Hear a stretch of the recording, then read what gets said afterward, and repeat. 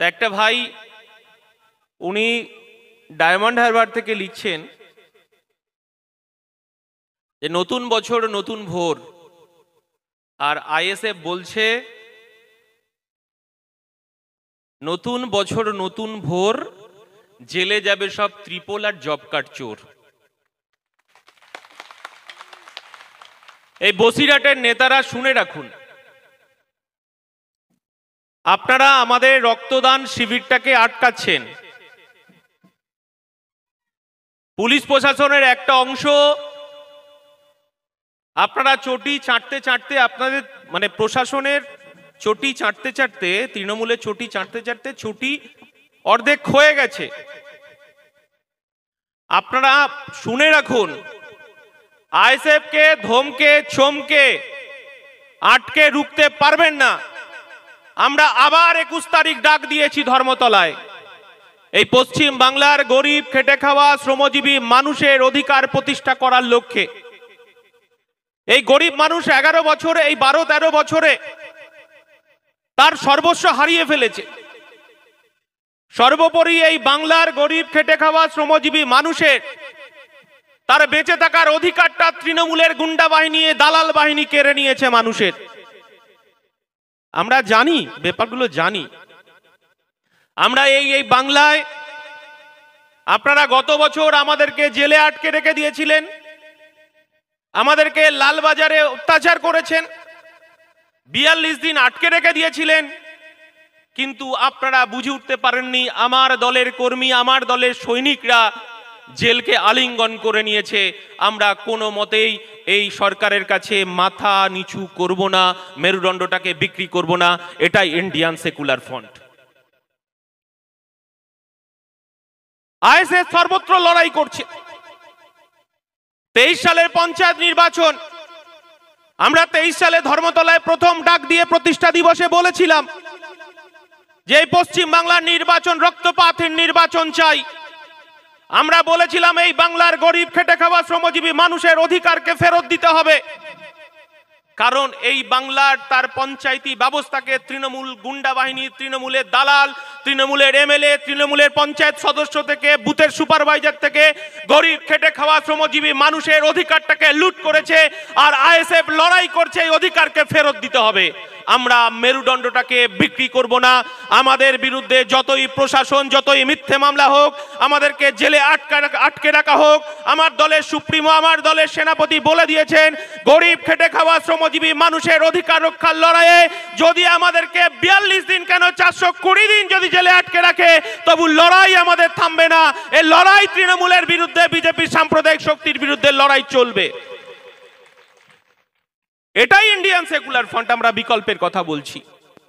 আমরা বলছি নানা ভাষা নানা মত, নানা ভাষা নানা মত, নানা ভাষা নানা মত, নানা পরিধান, বিবিধের মাঝে দেখো মিলন মহান।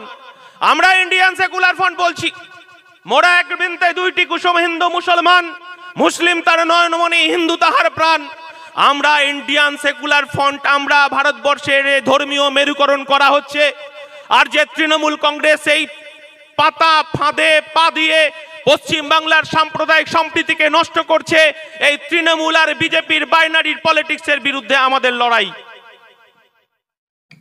আমরা ভারতবর্ষে দেখেছি 2014 সালে ভারতবর্ষের কংগ্রেসের কোয়ালিশন সরকার চলছে। তখন নরেন্দ্র মোদী, অমিত শাহ তারা ভারতবর্ষের আকাশে বাতাসে ধ্বনিত করলো যে আমরা আজকে দিন নিয়ে আসবো, পেট্রোলের দাম কমে যাবে, ডিজেলের দাম কমে যাবে, কেরোসিনের দাম কমে যাবে, চালের দাম কমে যাবে, ডালের দাম কমে যাবে এবং ঘরে ঘরে বিদ্যুৎ পৌঁছে যাবে, বিদ্যুতের দাম কমে যাবে। ভারতবর্ষের মানুষ আরো বিশ্বাস করলো। আজ সেদিনের নাম করে বলল জিরো ব্যালেন্সে 15 লক্ষ টাকা ঢোকাবো। আমরা বিশ্বাস করলাম, ভারতবর্ষের মানুষ বিশ্বাস করে নরেন্দ্র মোদীকে কুর্সিতে নিয়ে আসলো। কিন্তু আমরা কি পেলাম? আমরা আবার একটা গল্প, ধর্মীয় মেরুকরণের গল্প। 22 তারিখে ভারতবর্ষের রাম মন্দিরের উদ্বোধন হচ্ছে। ভারতের প্রধানমন্ত্রী বলছেন যে শ্রীরাম জ্যোতি জ্বালাতে হবে ভারতবর্ষে, প্রত্যেকটা ঘরে ঘরে আমার দেশবাসী, 140 কোটি দেশবাসী শ্রীরাম জ্যোতি জ্বালাতে হবে। মোদি সাহেব যারা বিজেপি করেছেন, বিজেপি করছেন, এই বসিরহাটের মানুষের কাছে একটা কথা বলি, যাহাই তৃণমূল তাহাই বিজেপি, যাহাই বিজেপি তাহাই তৃণমূল। এই কথাটা মুকুল রায় বলে দিয়েছেন, মমতা বন্দ্যোপাধ্যায়ের কানন বলে দিয়েছেন। আমরা সেই আবার একটা কথা যারা বিজেপি করছেন তাদের কাছে বলি যে বিজেপিকে ভোট দিয়ে তৃণমূলকে জেতাবেন না। এরা একই দল, এদের হেড অফিস নাগপুর, আরএসএস এর অফিস নাগপুর থেকে তৃণমূল দলটা পরিচালিত হয়। এটা পরিষ্কার হয়ে গেছে। কারণ একদিকে ভারতের রাম মন্দিরের উদ্বোধনের জন্য রাষ্ট্রীয় কোষাগার থেকে সেখানে গরিব খেটে খাওয়া শ্রমজীবী মানুষ, আদিবাসী, দলিত, হিন্দু, মুসলমানের করের টাকায় রাম মন্দির হচ্ছে। আর আমার পশ্চিম বাংলায় মাননীয় মুখ্যমন্ত্রী, যিনি মাঝে মতো হিজাব পরে, তিনি বোরখা পরে, তিনি নামাজ পড়েন, দোয়া করেন, তিনি ইফতার মজলিসে অংশগ্রহণ করেন, তিনি নাকি আমার পশ্চিম বাংলার মুসলিমদের ত্রাতা, সংখ্যালঘু মানুষের ত্রাতা আমরা বিশ্বাস করেছিলাম। কিন্তু এই গরিব খেটে খাওয়া শ্রমজীবী মানুষের করের টাকায় দীঘাতে জগন্নাথ মন্দির কয়েকশো কোটি টাকা করে খরচ করছে।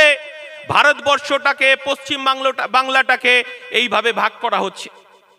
বঞ্চিত খেটে খাওয়া শ্রমজীবী মানুষ, আদিবাসী, দলিত, মতুয়া, সর্বোপরি যেখানেই মানুষ বিপদে পড়েছেন, মানুষ যেখানেই বিপদে আছেন, সর্বত্রই পাহাড় থেকে সাগর আর সাগর থেকে জঙ্গলমহল তিনি দৌড়ে বেড়াচ্ছেন গরিব মানুষের মুক্তির জন্য, গরিব মানুষের নতুন পথ দেখানোর জন্য। নতুন বছর আপনারা জানেন, সবার মোবাইলে নতুন নতুন বার্তা, নতুন ভাবে বাঁচবো, নতুন ভাবে দিশা দেখাবো। আমার মোবাইলে এরকম হাজার হাজার শুভেচ্ছা বার্তা দিয়েছেন। টাকা ইন্ডিয়ান সেকুলার ফ্রন্টের এক একটা হাতিয়ার, ইন্ডিয়ান সেকুলার ফ্রন্টের এক একটা অস্ত্র, যা আগামী দিনে বাংলার বুকে পথ দেখাবে। আজকে আপনারা জানেন বসিরহাট উত্তর বিধানসভার চাপাপুকুর গ্রাম পঞ্চায়েতের পরিচালনায় উত্তর দেবীপুরের যে মহতী রক্তদান শিবির তা চলছে সকাল থেকেই। এই মহতী রক্তদান শিবিরে শিক্ষা, স্বাস্থ্য এবং বস্ত্র নিয়ে যে অধিকারের কথা বলা হয়েছিল, সেই অধিকারের কথা কাজে প্রমাণ করছে দেবীপুরের ইন্ডিয়ান সেকুলার ফ্রন্টের সংগ্রামী লড়াকু নেতৃত্ব। এখানে স্কুলের বাচ্চাদের থেকে তাদের বই খাতা তুলে দেওয়া হচ্ছে, শীতের বস্ত্র তুলে দেওয়া হচ্ছে অসহায় দুঃখীদের। ইন্ডিয়ান সেকুলার ফ্রন্ট সেই পথ চলতে শিখিয়েছে, যে পথ চলতে শিখিয়েছেন ইন্ডিয়ান সেকুলার ফ্রন্টের চেয়ারম্যান মাননীয় নওশাদ সিদ্দিকী সাহেব, দলের প্রতিষ্ঠাতা আব্বাস সিদ্দিকী ভাইজান। আজ এই মহতী রক্তদান শিবিরের মাধ্যমে আপনারা জানেন, একটু আগেই এখানে সামাদ ভাই বলছিলেন একজন বিরোধী দলের যা রক্তের প্রয়োজন, কিন্তু বর্তমান শাসক দলে থেকেও সেই রক্তের চাহিদা তারা মেটাতে পারছে না। সেই দলের থেকেও নিজের ছেলের রক্তের প্রয়োজন, তবু তারা রক্ত দিতে পারছে না। রক্তের ঘাটতি, রক্তের হাহাকার বলে তাকে সময় কাটিয়ে দিচ্ছে। আমাদের কাছে শরণাপন্ন হয়েছে, তারপরে আমাদের ছেলেরা সেই রক্ত ব্যবস্থা করে দিয়েছে। তাও গ্রামে নয়, ছুটে গেছে কলকাতার মতো জায়গায়, সেখানে তাদের রক্ত পৌঁছে দিতে। ইন্ডিয়ান সেকুলার ফ্রন্টের এটাই নমুনা। এখানে কোনো জাত দেখে না, ধর্ম দেখে না, কোনো দল দেখা হয় না। ইন্ডিয়ান সেকুলার ফ্রন্ট রাজনীতি করতে আসেনি, সমাজ পরিবর্তন করতে এসেছে। যে সমাজ পরিবর্তনের পথ প্রদর্শক হলো নওশাদ সিদ্দিকী ভাইজান। একটা জায়গায় যে কোনো ছেলে মেয়ের, যে কোনো অসহায় ব্যক্তি যদি অসুবিধা হয়, সে তৃণমূল হোক, সে কংগ্রেস হোক, সে সিপিএম হোক, সে হিন্দু হোক, সে মুসলমান হোক, কোনো দিকে না তাকিয়ে আগে তাকে লক্ষ্য হচ্ছে তাকে সেই সেবাটা দেওয়া, পরিষেবাটা দেওয়া। এরই নাম ইন্ডিয়ান সেকুলার ফ্রন্ট। আপনারা চারিদিকে দেখবেন পশ্চিম বাংলার বুকে চারিদিকে শুধু রক্তদান শিবির, রক্তদান শিবির, মেলা, খেলার ঠেলা, তাছাড়াই কিছু নয়। কিন্তু সেই রক্তদান শিবিরগুলো কি হচ্ছে?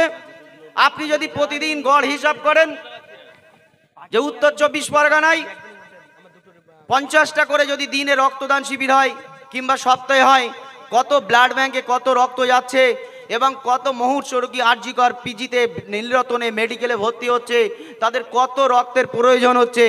কিন্তু বর্তমানে আমরা কি দেখতে পাচ্ছি, সেই রক্ত নেই। যখন মানিকতলা ব্লাড ব্যাংকে যাওয়া হচ্ছে, অসহায় মানুষ চোখের জল ফেলতে ফেলতে 3তলা সিঁড়ির থেকে যখন নিচে নামছে বলছে রক্ত নেই। যখন কোনো চকচকে 500 টাকার নোট 4টে 5টা করে যখন নিয়ে যাচ্ছে সাইডে জানলা দিয়ে, তখন দেখবে রক্তর ব্যাগ থেকে লরি লরি রক্ত বেরিয়ে যাচ্ছে, তখন কিন্তু তাদের অসুবিধা হচ্ছে না।